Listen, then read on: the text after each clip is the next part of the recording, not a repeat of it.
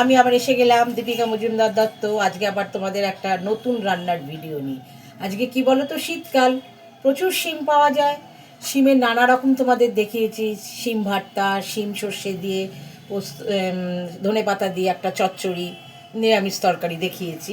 আজকে করব কি, শিমের পুর ভাজা।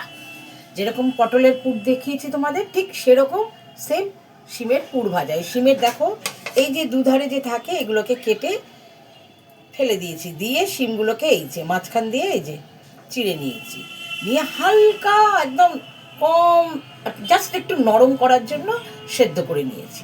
নিয়ে এবার আমি কি পুর ভরবো সেটা তোমরা দেখো।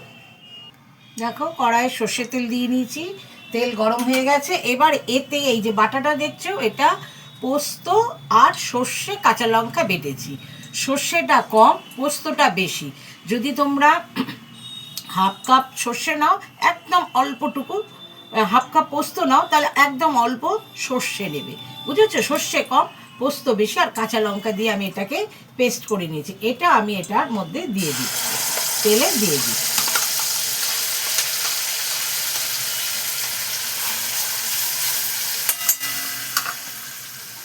তার মধ্যে দেখো একটুখানি এই যে হলুদের গুঁড়ো দিচ্ছি, হলদে রং হওয়ার জন্য, রং হবে না হওয়ার জন্য হলদে রং দিলাম। এই যে নুন, নুন ছাড়া তো রান্না হবেই না, আন্দাজ মতো নুন দিয়ে নিচ্ছি।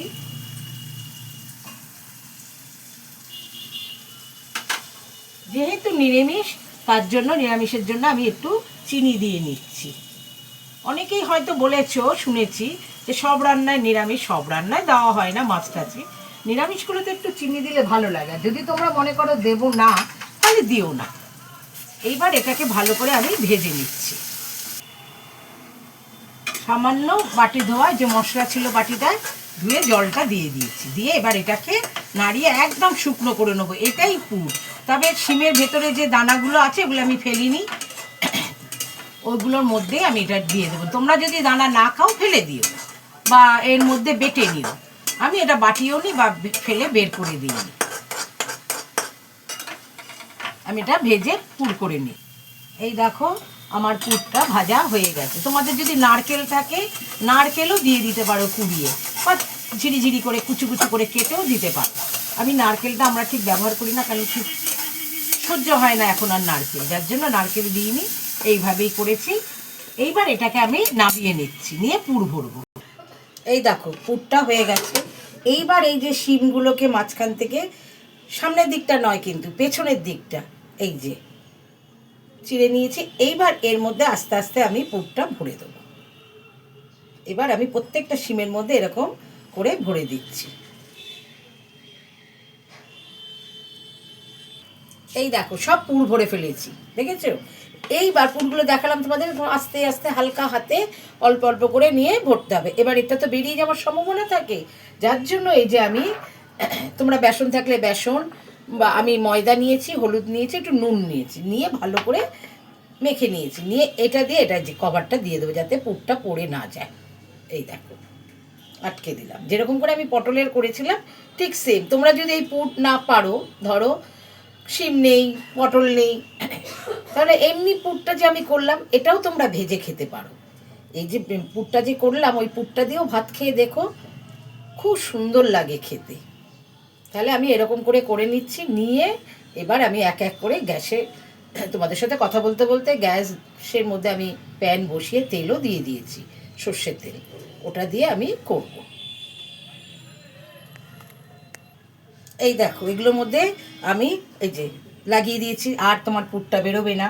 এইবার আমি এই যে তোমার বেসনের গোলাটা ছিল, বেসন না, আটার ময়দার গোলাটা ছিল, ফেলে দেবো। এটাকে একটু পাতলা করে নিলাম জল দিয়ে, এটার মধ্যে লাগিয়ে নিলাম। তোমরা এমনিও করতে পারো, শুধু হলুদ নুন লাগিয়েও করতে পারো, বা প্লেন লাগাতে পারো, মোটা করে ব্যাটারও দিতে পারো। আমি মোটা করে দিচ্ছি না, আমি জাস্ট একটুখানি লাগিয়ে তেলে ছেড়ে দেবো।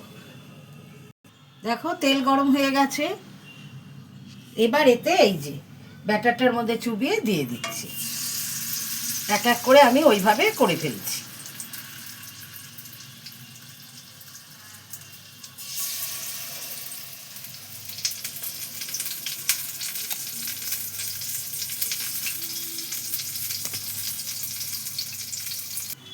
এবার একটা একটা করে উল্টে দেবো। এই যে একটা একটা করে উল্টে দেবো। আস্তে করে উল্টাতে হবে যাতে খুলে না যায় বা পুরটা বেরিয়ে না যায়। অবশ্য পুরটা বেরোবে না, আমি তো এটা দিয়ে তো কভার দিয়ে দিয়েছি, পুরটা বেরোবে না। গরম ভাতের সাথে এগুলো খেতে খুব ভালো লাগে। যদি তোমার শিম নেই, বেগুন দিয়েও করতে পারো, ছোট ছোট বেগুন, লম্বা লম্বা বেগুনগুলো দিয়ে, পটল দিয়ে করতে পারো। ধরো কোনোটাই নেই অথচ খেতে ইচ্ছে করছে, তাহলে এই শুধু পুরটাই করবে ভেজে, যেরকম করে করলাম, ওটা দিয়েও ভাত খেয়েও খুব সুন্দর লাগে। এবার এপাশটা হোক। দেখো দুটো পিঠ লাল লাল করে ভাজা হয়ে গেছে। এবার আমি নামিয়ে তোমাদের দেখাচ্ছি। এই দেখো, দেখতে পাচ্ছ এগুলো হয়ে গেছে। এগুলো তোমাদের দেখাবো বলে করে নামিয়ে নিলাম।